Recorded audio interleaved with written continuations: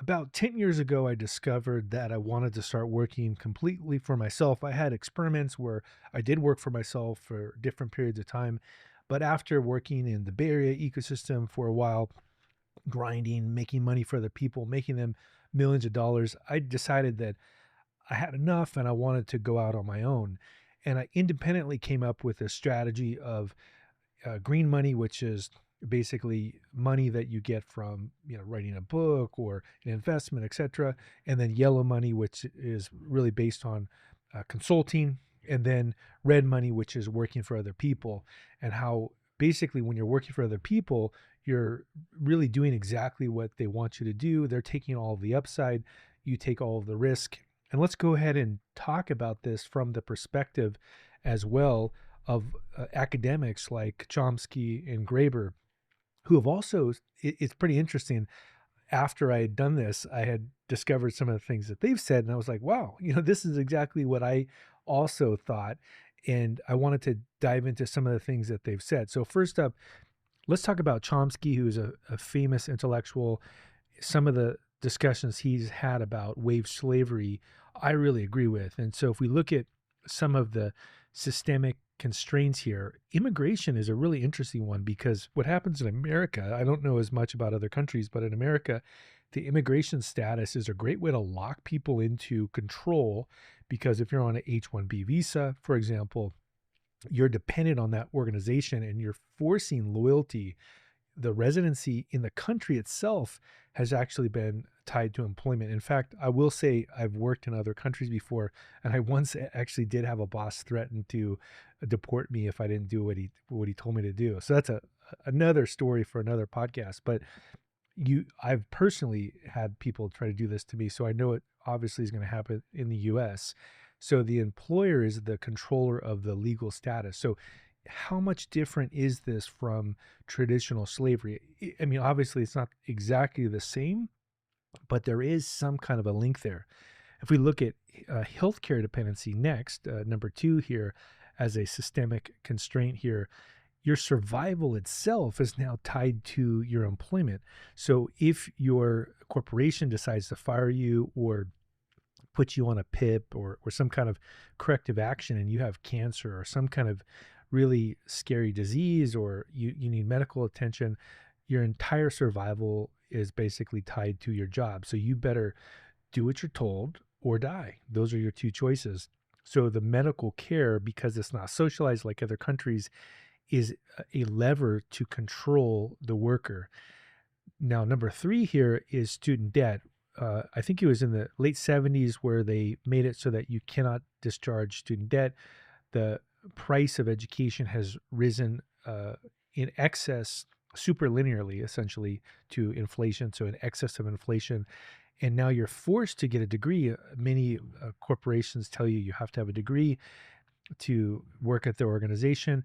And so you're forced into debt. You're also forced into long-term entrapment. And this debt is essentially social control. This is something that Graeber has mentioned. And there's this moral obligation. Well, I better pay it back, or, I'm a bad person. But did you even have a choice but to get into debt to get the education?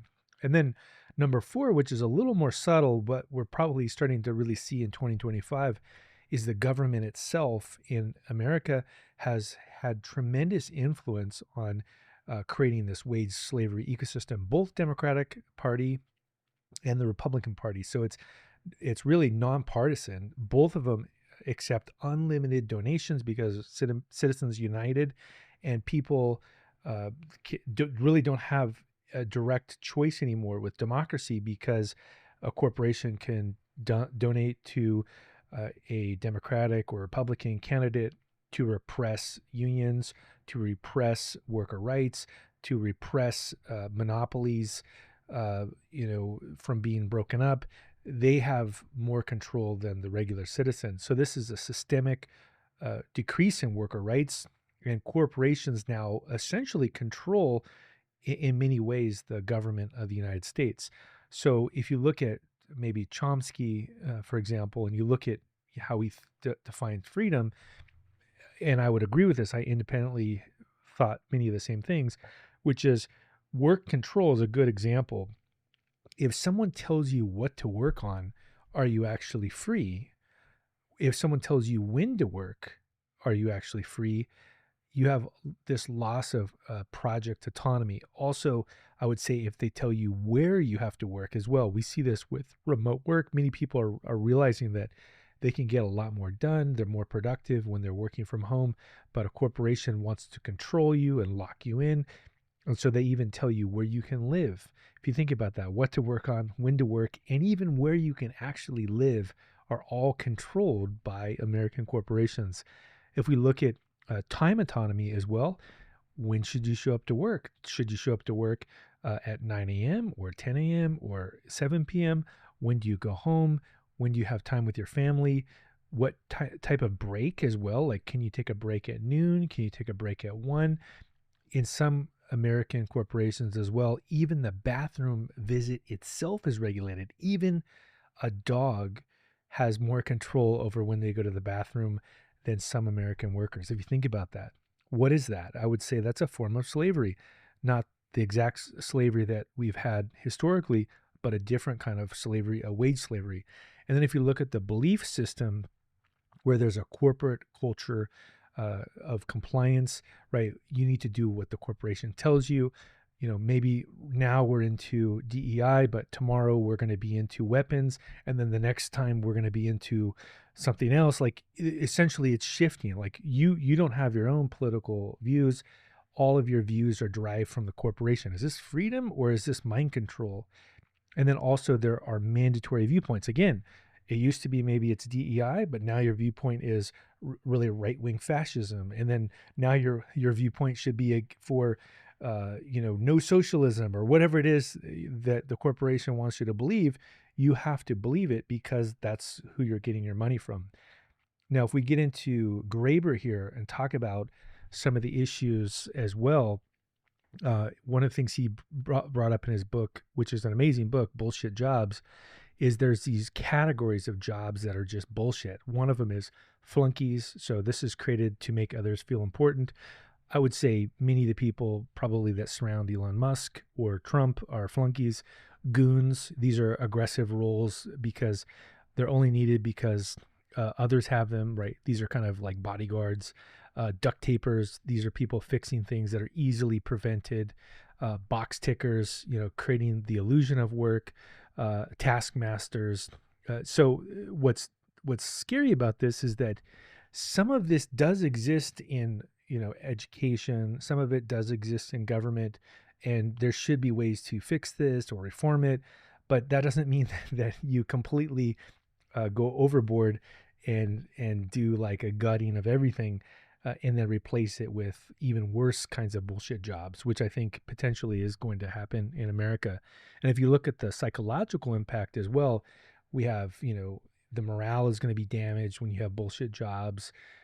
Meaningless work makes you wonder, like, why am I here? You're trapped maybe by an RSU or golden handcuffs. And if you look at debt as a mechanism of control with Graeber, so debt really does predate even money. We've told people that if you're in debt as a person, this is according to Graeber, you have a moral obligation, but corporations declare bankruptcy. Like I think Trump has declared bankruptcy multiple times. Many corporations have declared bankruptcy.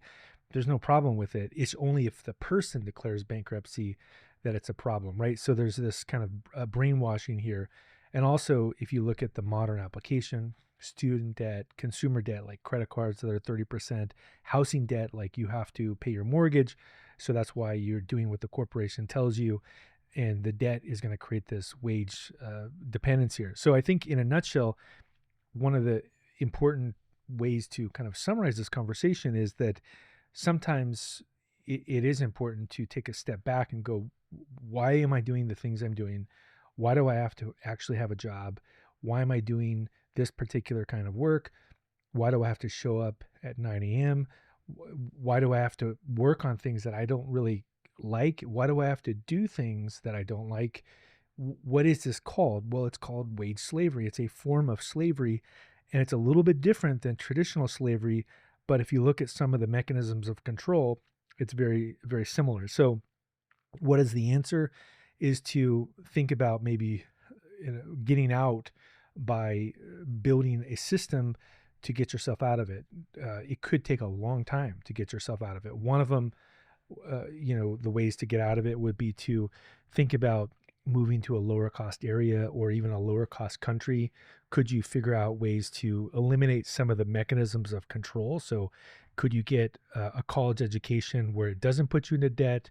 Could you live somewhere where there isn't the number one cause of bankruptcy being medical bills, right? If you're able to figure out a way to reduce these mechanisms of control that we see from corporations, this is probably one of the most effective ways to combat it. And again, it could take a very long time to work your way out of this wage slavery system, but I thought I would talk a little bit about some of the stuff I've personally done, and it wasn't easy. It took a long time to get out of it, but it is worth bringing it up to other people to let them think about it and say, hey, maybe that's something I could do as well. I could get out of the system, and potentially there are other alternatives to working for corporate America or working for VC funded startups. And I can choose what I want to do with my life, not have someone else tell me what to do with it.